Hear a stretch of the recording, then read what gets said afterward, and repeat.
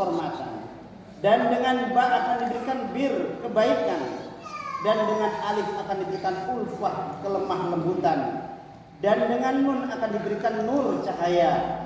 Dan oleh karenanya dikatakan bulan Sa'ban untuk bulan Rajab untuk mensucikan hati, dan bulan Sa'ban untuk mensucikan hati, dan bulan Ramadan ialah untuk mensucikan roh.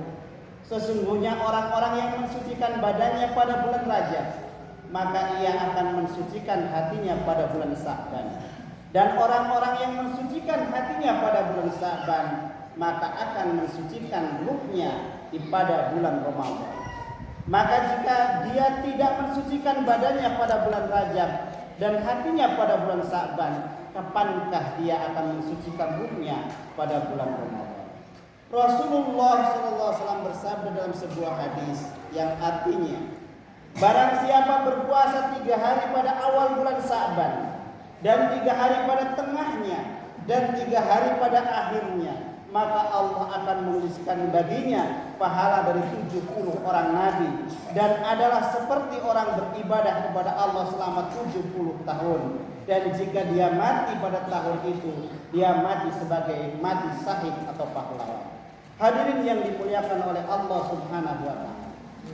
Sebagai seorang mukmin, kita sudah pasti mengharap rahmat dan karunia serta keridhaan Allah Subhanahu wa taala. Oleh karena itu kita harus mempertebal keimanan kita dan meningkatkan kualitas ketakwaan kita, juga meningkatkan amal soleh kita, terutama pada bulan yang mulia, diantaranya adalah bulan Sa'ban pada saat ini. Rasulullah SAW bersabda dalam sebuah hadis yang artinya, keutamaan bulan Sa'ban atas bulan-bulan yang lain adalah sebagaimana keutamaanku atas sekalian para nabi. Sedangkan keutamaan bulan Ramadan atas bulan-bulan lainnya ialah sebagaimana keutamaan Allah Ta'ala atas sekalian hamba-hambanya. Dan sabda beliau yang lain juga menjelaskan yang artinya, barang siapa yang menghidupkan malam daripada 2 hari raya dan malam pertengahan bulan Sa'ban, maka hatinya tidak akan mati manakala hati-hati orang lain mati. Hadirin yang dirahmati Allah Subhanahu wa taala. Dari hadis-hadis tadi maka kita dapat mengambil pengertian bahwa bulan Sa'ban ini hendaknya kita lebih mendekatkan diri kepada Allah Subhanahu wa taala dengan cara meningkatkan kualitas ibadah kita, juga amal soleh yang lain kita kerjakan dengan semangat, dengan harapan akan keridhaan Allah Subhanahu wa taala. Oleh karena itu kita harus menanamkan pengertian kepada anak-anak kita akan keutamaan ini, agar mereka pun tidak ketinggalan dalam mendekatkan diri kepada Allah secara penuh pada bulan ini. Sebagai orang tua, kita adalah penanggung jawab atas baik dan buruknya anak-anak kita dalam perbuatan dan tingkah laku mereka.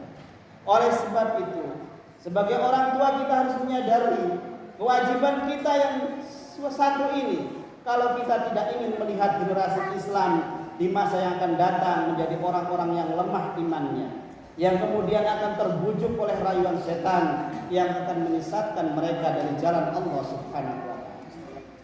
Telah menjadi kenyataan pada saat ini banyak sekali kita lihat timbulnya kemerosotan akhlak anak-anak muda yang pada intinya mereka tidak lagi mempedulikan akan hukum-hukum Allah yang harus mereka kerjakan dan mereka patuhi. Mereka menjadi liar dan lebih memilih kebudayaan kafir untuk menjadi kebudayaannya. Ini mungkin akibat dari kurang pedulinya para orang tua akan pentingnya pendidikan agama yang harus ditanamkan kepada anak-anak sejak usia dini. Hadirin yang dimuliakan oleh Allah Subhanahu wa taala. Oleh sebab itu sebagai orang tua kita harus sadar dan mulai untuk menyingsingkan lengan baju guna mendidik anak-anak kita agar mereka mempunyai bekal yang cukup untuk meneruskan perjalanan mereka menelusuri kehidupan ini. Jika mereka telah mendapatkan bekal yang cukup, insya Allah mereka tidak akan terbujuk oleh rayuan setan dan mereka akan selamat sampai ajal menjemput mereka. Allahumma. Hadirin sekalian yang dirahmati Allah, sebagai akhir khutbah pada hari ini, marilah di bulan Sa'ban ini kita hidupkan malam-malam besok bulan Sa'ban dengan amaliyah sunnah, memperbanyak zikir kepada Allah, memperbanyak membaca Al-Quran, memperbanyak sholawat kepada Nabi baginda Nabi besar Muhammad sallallahu alaihi wasallam. Dan siangnya minimal di tanggal 15 atau nisfu Saban, marilah kita melaksanakan saum berpuasa di nisfu Saban. Mudah-mudahan dengan amaliyah kita, malam kita beramal dengan amal-amalan sunnah dan siangnya kita berpuasa, insya Allah mudah-mudahan hati kita tetap dihidupkan oleh Allah Subhanahu wa taala. Mudah-mudahan kita digolongkan oleh Allah sebagai orang-orang yang beriman, dan mudah-mudahan Allah Subhanahu wa taala menyelamatkan kita semua dari fitnah dunia dan akhirat. Amin. Dan mudah-mudahan yang terpenting kita selamat dunia, selamat akhirat. Di akhir hayatnya kita bisa husnul khotimah. Allahumma amin. Dan sebagai akhir juga mari kita memohon kepada Allah. Mudah-mudahan kesalahan kita selama ini diampuni oleh Allah Subhanahu wa taala. Amin. Mudah-mudahan dosa-dosa kedua orang tua kita diampuni oleh Allah Subhanahu wa taala. Amin. Mudah-mudahan dosa-dosa sahabat-sahabat kita, teman-teman kita semuanya diampuni oleh Allah Subhanahu wa taala. Amin. Barakallahu li wa lakum fil Qur'anil azim wa nafa'ani wa iyyakum bima fihi minal ayati wa dzikril hakim wa taqabbal minni wa minkum tilawatahu innahu huwas samiul alim.